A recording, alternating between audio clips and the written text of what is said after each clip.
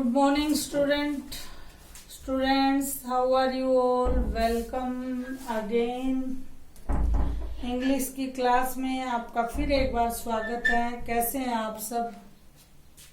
उम्मीद करती हूँ कि आप सब अच्छे होंगे। तो हमारा टॉपिक आप सबको पता ही है, कल हम कर रहे थे वॉइस, तो आज भी हमारा टॉपिक रहेगा वॉइस। तो उम्मीद करती हूँ कि कल हमने कुछ बात की थी वॉइस के बारे में, तो आपको समझ आ गई होगी।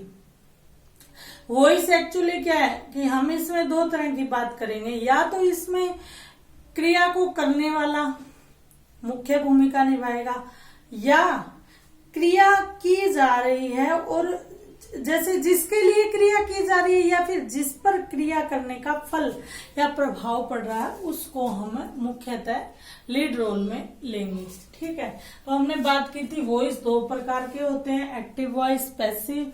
हम बात एक्टिव वॉइस की हम कर रहे थे, लेकिन उससे पहले मैंने आपको कहा था कि हमें कुछ टर्म्स पे काम करना पड़ेगा, अच्छी तरह समझना पड़ेगा कि व्हाट आर दे, ये है क्या एक्चुअली।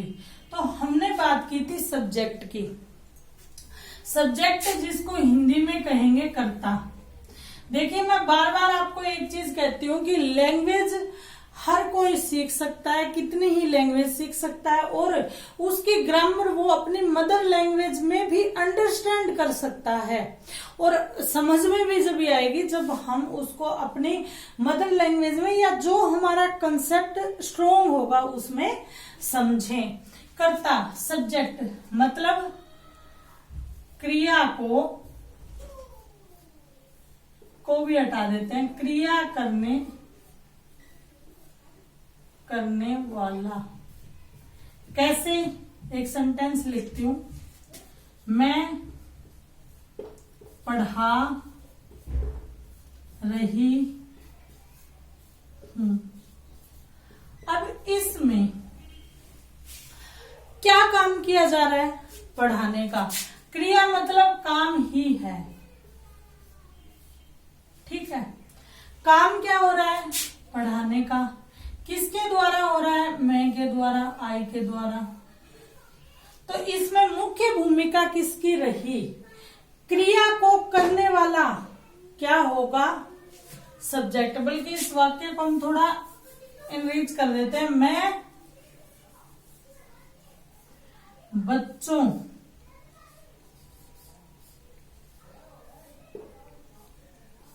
को पढ़ा रही हूं। ठीक है, अब देखो मैं क्या काम कर रही हूं, यानी काम क्या हो रहा है, शुरू में उस पर फोकस करते हैं। क्या काम हो रहा है? पढ़ाने का। अब पढ़ाने का काम कौन कर रहा है? मैं। मुख्य रूप से किसके बारे में बात की जा रही है? मैं बच्चों को पढ़ा रही हूं, यानी मैं एक्सप्लेन कर रही हूं कि मैं क्या काम कर रही हूं। तो इसका मतलब इसमें मुख्य भूमिका किसकी होगी? मैं की होगी। तो ये मैं क्या हो गया? सब्जेक्ट हो गया। एस बना देते हैं इसको। ठीक है, अब नंबर 2 बात, सब्जेक्ट के बाद ऑब्जेक्ट भी और लगा देते हैं इसके साथ में। अब मैं पढ़ा रही हूं, मेरे पढ़ाने का प्रभाव किस पर पड़ रहा है? मैंने कहा ना फल। मेरे पढ़ाने का फल किस पर पड़ रहा है? बच्चों पर। यानी मैं किसको पढ़ा रही हूं? बच्चों को पढ़ा रही हूं, तो ऑब्जेक्ट क्या हो गया? बच्चे। आप समझ रहे हो? ठीक है, अब को क्या हो जाएगा? कारक हो जाएंगे, केस हो जाएंगे। ठीक है, इंग्लिश में केस भी हमें करने हैं, इंग्लिश केस करेंगे हम। ठीक है, अब पढ़ा रही हूं, पढ़ाने का काम हो रहा है, क्रिया, यानी ये क्या है? वर्ब है।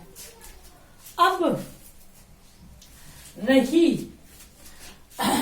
एक ऐसा शब्द है जो निरंतरता का प्रतीक है, यानी ये हमें बता रहा है कि यहाँ कंटिन्यू कोई काम कर रहा है, कंटिन्यू कंटिन्यूअस टेंस की बात हो रही है। हमें टेंस भी पहचान करना आना चाहिए ना। मैंने आपको सबसे पहले क्या कहा कि वॉइस सीखने के लिए सबसे पहले हमें टेंस आने जरूरी है। हूँ है हेल्पिंग वर्ब, ये किसका साथ दे रही है? ये सब्जेक्ट को और क्रिया को, ये मेन वर्ब हो गई। ये हूँ है हेल्पिंग वर्ब।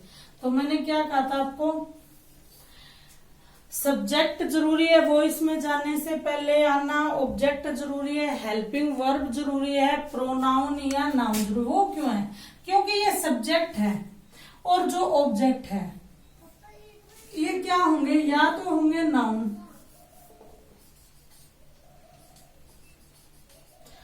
या होंगे प्रोनाउन। अब नाउन यदि है तो प्रॉब्लम नहीं है। कैसे प्रॉब्लम नहीं है? कि जब हम एक्टिव वॉइस को पैसिव वॉइस में बदलेंगे तो नेम तो एज इट इज राम की बात है। जैसे राम पत्र लिख रहा है, अगर हम पैसिव बनाएंगे तो राम द्वारा पत्र लिखा जा रहा है, राम ही आ जाएगा। लेकिन यदि नाउन की जगह ही आ जाए, वह पत्र लिख रहा है, प्रोनाउन, तो प्रोनाउन को चाहे वह सब्जेक्ट में आए, प्रोनाउन और नाउन क्या हो सकते हैं? सब्जेक्ट भी हो सकते हैं, होंगे भाई, हो क्या सकते हैं, सब्जेक्ट एंड ऑब्जेक्ट होंगे। यहाँ पे मैं और नहीं लगाऊंगी, ठीक है। अब अगर यहाँ पे आ गया तो वो होगा सब्जेक्ट प्रोनाउन, और अगर यहां भी प्रोनाउन आ गया तो वो होगा ऑब्जेक्ट। जैसे अब आप एक सेंटेंस देखिए, वह उसे पढ़ा रहा है। अब वह क्या है? प्रोनाउन है, और उसे भी प्रोनाउन है। लेकिन यह वह क्या है? यह सब्जेक्ट है और यह क्या है? ऑब्जेक्ट है। अब सब्जेक्ट और ऑब्जेक्ट आपको अच्छी तरह समझ में आ गया। नाउन प्रोनाउन का क्या रूल रहेगा समझ में आ गया। हेल्पिंग वर्ब हमारी इसमें प्रयोग में आएंगी, जो टेंस में आई थी वही वो चेंज हो जाएंगी। एक्टिव वॉइस में उनका क्या रूप रहेगा और पैसिव में वो क्या बन जाएंगी। हेल्पिंग वर्ब हमने अच्छी तरह कर रखी है, ऑब्जेक्ट सब्जेक्ट हमने जान लिया, और वर्ब इसमें होना जरूरी है। आप देखिए, और जहां पे वर्ब नहीं होगी वहां पे कैसे वाक्य बनेंगे वो भी हम बात करेंगे। और वर्ब क्या है? वर्ब जब भी कोई गतिविधि की जाए, कोई काम किया जाए, उसको क्या है? हम वर्ब कहेंगे। और एक आप नोट लगा लीजिए, पैसिव वॉइस में हमेशा वर्ब की थर्ड फॉर्म आएगी।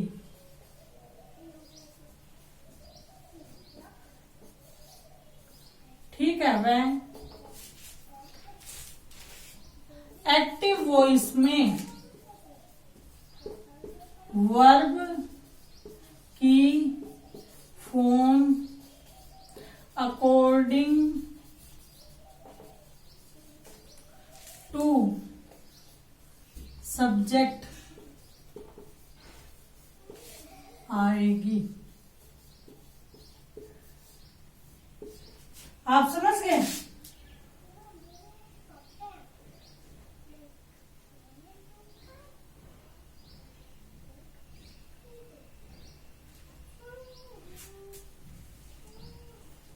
देखिए, ये नोट कर लीजिए, आपकी पैसिव वॉइस में हमेशा वर्ब की थर्ड फॉर्म आएगी, ठीक है। और एक्टिव वॉइस में हमेशा वर्ब की फॉर्म अकॉर्डिंग टू सेंटेंस आएगी, ठीक है। और अकॉर्डिंग टू टेंस, टेंस के अकॉर्डिंग वर्ब की फॉर्म आएगी, और टेंस के अकॉर्डिंग ही हेल्पिंग वर्ब उसमें आएगी। फिर वो helping verb according to passive voice में ऑब्जेक्ट के अकॉर्डिंग चेंज होगी। किसके अकॉर्डिंग चेंज होगी? एक्टिव वॉइस में वर्ब की फॉर्म, इसको अलग से लिख देती हूं मैं, आप कंफ्यूज ना हो। ये हो गया एक्टिव वॉइस, ये हो गया पैसिव वॉइस, ये हो गई वर्ब की फॉर्म।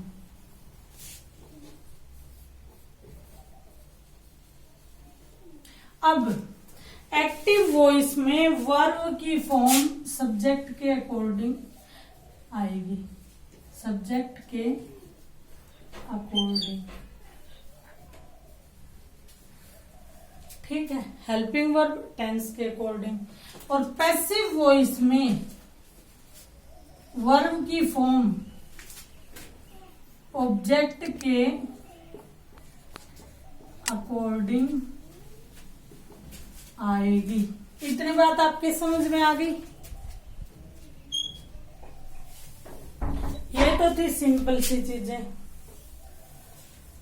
अब बात करते हैं एक्टिव वॉइस को पैसिव वॉइस में चेंज करने के रूल लगभग क्या होंगे।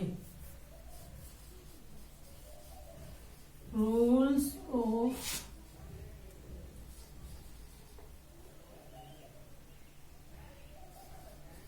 Changing active voice into passive voice. ठीक है, एक्टिव वॉइस को पैसिव वॉइस में बदलने के तरीके किस तरीके से हम बदल सकते हैं। तो सबसे पहले रूल नंबर 1 होगा, जैसे सब्जेक्ट स्ट्रक्चर होता है, ये सब्जेक्ट वर्ब और ऑब्जेक्ट, ये मेन स्ट्रक्चर होता है। ये है एक्टिव वॉइस का। एक्टिव वॉइस में पहले सब्जेक्ट आएगा, देन वर्ब और देन ऑब्जेक्ट। जैसे ही हम इसको पैसिव वॉइस बनाएंगे तो जो ऑब्जेक्ट है वो क्या हो जाएगा, ये 1, ये 2, ये 3। तो यहां क्या हो जाएगा, 3, 2, 1 का फॉर्मूला हो जाएगा। ऑब्जेक्ट एज ए सब्जेक्ट आ जाएगा, वर्ब एज ए इज रहेगी, लेकिन हमेशा यहाँ क्या होगी, वर्ब की थर्ड फॉर्म होगी। और जो सब्जेक्ट है वो ऑब्जेक्ट की जगह चला जाएगा और बाय का प्रयोग होगा। लेकिन ये 2 रूल फिक्स हैं, बाय का प्रयोग होगा, वर्ब की थर्ड फॉर्म आएगी। लेकिन आजकल एग्जामिनर है वो इतना इंटेलिजेंसी से एग्जाम को आपके बनाते हैं कि वो लगभग बाय की फॉर्म में सेंटेंसेस नहीं देते। तो वो सेंटेंसेस भी कैसे बनते हैं, विदाउट बाय। अगर आपको बाय लगा दिया तो क्या है, इसकी हिंदी और देख लो, साथ के साथ इसकी हिंदी होती है के द्वारा। और इसमें कोई लंबी चौड़ी कहानी नहीं, देखो उसको रूल बना के मत याद करो, उसका रीजन समझो। अब मैं पढ़ा रही हूं एक्टिव वॉइस, मेरे द्वारा पढ़ाया जा रहा है, ये जो द्वारा वाली कहानी है ना, ये बाय इसको परफॉर्म करता है। तो इस चीज को ना आप समझ के चलो, ना कि रट के द्वारा की इंग्लिश बाय है, बस कहानी इतनी से, इसलिए उसमें बाय जरूरी है। और वर्ब की थर्ड फॉर्म क्यों बनती है, अब आप ये देखिए, वर्ब की फर्स्ट, वर्ब की सेकंड, वर्ब की थर्ड, वर्ब की फोर्थ और वर्ब की फिफ्थ, इतनी फॉर्म होती है ना। फर्स्ट फॉर्म किसको करती है, प्रेजेंट को। ये प्रेजेंट को प्रदर्शित करती है, वर्ब की फर्स्ट फॉर्म। सेकंड फॉर्म है वो पास्ट को, लेकिन किसको, आसन्न पास्ट को, यानी अभी हुआ है कोई कार्य, आ ए, जिसके अंत में आ ए ई आए, ठीक है। और वर्ब की थर्ड फॉर्म परफेक्ट को, हो चुका है, डन, चुका, ठीक है, समाप्त हो गया कोई कार्य, कोई भी कार्य, कोई भी पूर्णता की दशा में पहुंच गया, वर्ब की थर्ड फॉर्म।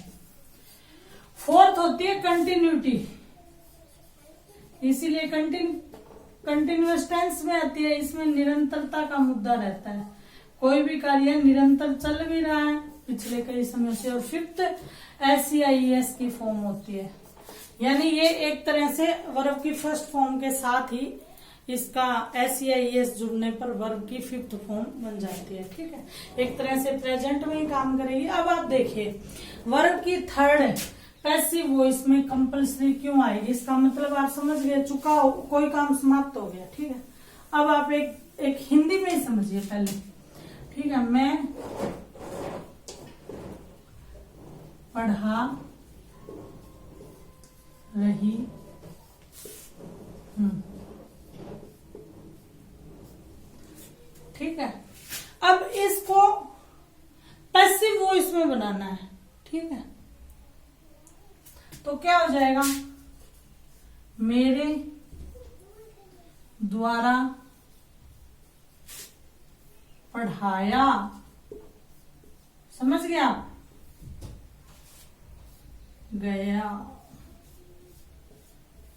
ठीक है, यानी यह जो कार्य है ना, यह मेरे द्वारा किया गया, यानी उस बात को बताया जब मैंने, तो वो काम पास्ट में हो चुका था। आप समझ गए, इसलिए यहाँ पे हमेशा वर्ब की कौन सी फॉर्म आएगी, थर्ड फॉर्म आएगी। सब्जेक्ट किस में चेंज होगा, ऑब्जेक्ट में। वर्ब यहाँ पे एक्स वाई जेड कोई भी वर्ब है तो वो वर्ब की थर्ड में बन जाएगी। और यहाँ पे ऑब्जेक्ट है, ये जो ऑब्जेक्ट है ये यहाँ चला गया, यहाँ वाला सब्जेक्ट आ जाएगा यहाँ, यानी सब्जेक्ट बन जाएगा ऑब्जेक्ट और ऑब्जेक्ट बन जाएगा सब्जेक्ट। सीधी सी बात है, इसमें रटने की जरूरत नहीं है, कहानी वहीं आ गई कि कर्म प्रधान वाक्य बन जाएगा। और कर्म क्या होता है, ऑब्जेक्ट होता है, याद करने की जरूरत नहीं है, समझने की जरूरत है।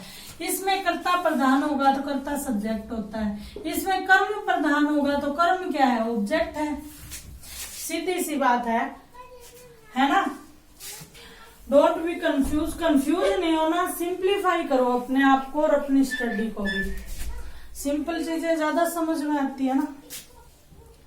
अब रूल रूल नंबर देखते हैं 2। अब इसमें हेल्पिंग वर्ब का यूज होगा। हेल्पिंग वर्ब मैंने आपको करवाई हुई है।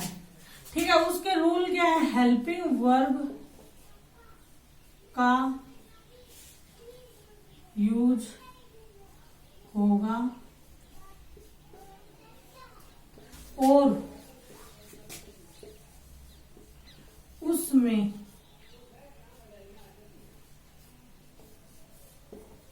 अकॉर्डिंग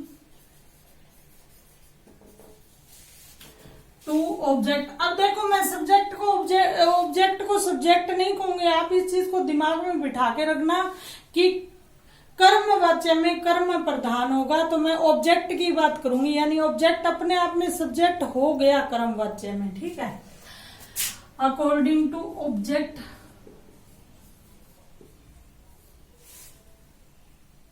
बनेंगी। ठीक है, अब देखिए पैसिव वॉइस में मेन वर्ब क्या होगी, वो वर्ब की थर्ड फॉर्म होगी, लेकिन उससे पहले जो हेल्पिंग वर्ब है, is, am, are, was, were, have been, has been, जो भी लगेगी उसका प्रयोग टेंस के अकॉर्डिंग किया जाएगा। हेल्पिंग वर्ब का यूज अकॉर्डिंग टू टेंस होगा, इसलिए मैंने आपको सबसे पहले क्या कहा था, आपको टेंस आने चाहिए, और उसका कैसे होगा वो हम आगे करेंगे, लेकिन रटेंगे नहीं कुछ भी, हम क्या है समझेंगे। अब रूल नंबर 3 की बात की जा रही है कि पैसिव वॉइस में ऑब्जेक्ट, अब उसको मैं ऑब्जेक्ट मीन्स, आप पैसिव वॉइस का जब मैं ऑब्जेक्ट बोलूंगी ना, मैं जब पैसिव वॉइस बोलूंगी तो उसका सब स्ट्रक्चर रहेगा ये। ठीक है, तो उसको क्लियर करके चलना। पैसिव वॉइस का ऑब्जेक्ट एक्टिव वॉइस का ऑब्जेक्ट नहीं होगा। पैसिव वॉइस का ऑब्जेक्ट यानी ये सब्जेक्ट है वैसे अपने आप में, इसको कंफ्यूज नहीं करना। ठीक है, पैसिव वॉइस में ऑब्जेक्ट ही प्रधान होगा भाई। हम इसको क्यों कहें कि सब्जेक्ट ऑब्जेक्ट बन जाएगा, नहीं बनेगा। उसमें क्या होता है कि ऑब्जेक्ट है वो एज ए सब्जेक्ट काम करने लग जाता है, प्रधान हो जाता है। ठीक है, तो पैसिव वॉइस में सब्जेक्ट यानी ये नया सब्जेक्ट हो गया, एक तरह से ऑब्जेक्ट की बात ही हो रही है कि ऑब्जेक्ट के अनुसार वर्ब लगेगी। ये जो वर्ब है वो इसके अकॉर्डिंग नहीं लगेगी, इसके अकॉर्डिंग नहीं लगेगी, वो किसके अकॉर्डिंग, इसके अकॉर्डिंग लगेगी। जो वर्ब है वो किसके अकॉर्डिंग लगेगी, नए सब्जेक्ट के अकॉर्डिंग लगेगी। आप समझ रहे हो क्या? यदि है सिंगुलर है तो वर्ब सिंगुलर की तरह काम करेगी, यदि यह प्लूरल है तो वर्ब प्लूरल की तरह काम करेगी। ठीक है। और नंबर 4 में कहते हैं कि पैसिव वॉइस में बाय का प्रयोग किया जाता है। वो मैंने आपको समझाया था ना, के द्वारा के अनुसार, जहां किसी के द्वारा कार्य करने की सेंस हो, जैसे राम के द्वारा पत्र लिखा गया, मेरे द्वारा पढ़ाया गया, आपके द्वारा कोई काम किया गया। ठीक है। तो के द्वारा को डिनोट करने के लिए बाय जो एजेंट है उसका प्रयोग हम करेंगे। उसका प्रयोग हम कहाँ करेंगे? उसका प्रयोग, ये पैसिव वॉइस हो गया, अब यहाँ पे ऑब्जेक्ट आ गया, वर्ब आ गई और सब्जेक्ट। इसका प्रयोग इस सब्जेक्ट से पहले करेंगे। बाय एजेंट का प्रयोग हम इस सब्जेक्ट से पहले करेंगे। और लेकिन कुछ स्थितियों में बाय एजेंट का प्रयोग बिना करे भी वाक्य बनाए जाते हैं। ठीक है। अब इसमें 5वां जो रूल है उसकी हम बात करते हैं कि उसमें जो मैंने आपको क्या कहा था, नाउन और प्रोनाउन होंगे। नाउन है तो कोई दिक्कत नहीं है, लेकिन ये टॉपिक बीच में नहीं, अभी शायद 1 या 2 मिनट का ही समय बचा है, तो ये हम रूल अगले पॉइंट में करेंगे। अब तक मैं इसको सॉर्ट करती हूँ। हमने क्या किया है, हमने मेन रूल देखा है कि एक्टिव वॉइस में मुख्य कार्य करने वाला कर्ता प्रधान है और पैसिव वॉइस में कर्म प्रधान है। कर्म की जगह, कर्ता की जगह कर्म ले लेगा और कर्म की जगह कर्ता ले लेगा। और वर्ब की हमेशा कौन सी, थर्ड फॉर्म का प्रयोग पैसिव वॉइस में डेफिनेटली किया जाएगा, लेकिन विद रीजन। मैंने आपको बताया क्यों किया जाएगा। आपने ध्यान से क्लासेस सुनी, उसके लिए बहुत बहुत धन्यवाद। मिलते हैं कल और 5वें रूल की बात करेंगे हम कल। Okay bye.